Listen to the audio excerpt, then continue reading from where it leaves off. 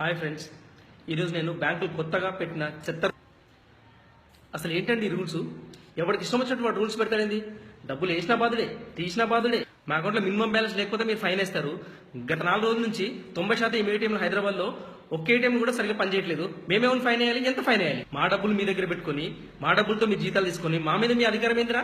మీరు ఏసీలో కూర్చొని వడ్డీలు దొబ్బి మైండ్ దొబ్బి వెనక ముందు బలిసి పిచ్చి పిచ్చి ఆలోచన చేస్తున్నారు. ఈ ప్రభుత్వాలు బ్యాంకులు పేదోని కొట్టు పెద్దోనికి పెట్టనుగా వ్యవహరిస్తున్నాయి. లేకపోతే మొన్నటికి మొన్న ఒక విజయమాల్య, ఒక లగడపాటి రాజగోపాల్, ఒక సృజన చౌదరి వీళ్ళకి 100 కోట్లు అప్పుగా ఇచ్చి వాళ్ళ దగ్గర మీరు కమిషన్ దొబ్బుతారు.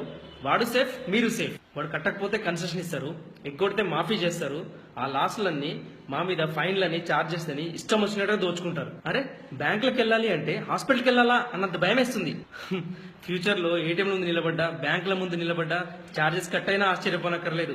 ఈ బ్యాంకులన్నీ ఎవరిని ఉద్ధరిద్దామని ఇప్పటికే 90% ఏటీఎంలను నో క్యాష్ బోర్డులు. ఎందుకంటే 50,000 కోట్ల వరకు పొలిటీషియన్స్ గోడౌన్లలోకి, బలిసిన బాత్రూమ్ గోడలోకి ఎప్పుడో చేరిపోయాయి. మిగిలిన కాస్త చిల్లర మనం డ్రా చేసుకుంటే ఈ బ్యాంకులన్నీ రోడ్ల మీద కూర్చొని అడుక్కుంటాయి. గత 2-3 రోజులుగా సోషల్ మీడియాలో April 6 నో ట్రాన్సాక్షన్ డే అనే మెసేజ్ మనకు పాస్ అవుతుంది. దాన్ని నేను సపోర్ట్ చేస్తాను.